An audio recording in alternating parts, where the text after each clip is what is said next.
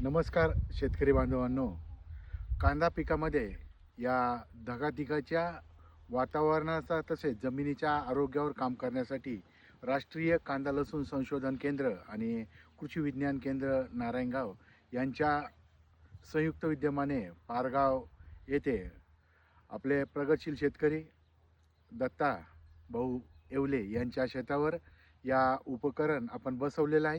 या उपकरणामुळे शेतकऱ्यांना कांदा पिकामध्ये पाणी व्यवस्थापन असेल, खत व्यवस्थापन असेल आणि वातावरणानुसार होणारा बदल यावर पूर्ण माहिती यामध्ये भेटत असते.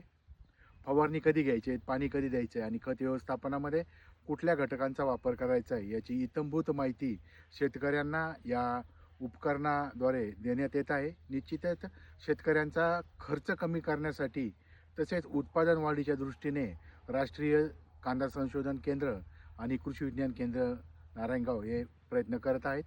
निश्चितच अशा तंत्रज्ञानाचा शेतकऱ्यांनी फायदा घेणं गरजेचं आहे.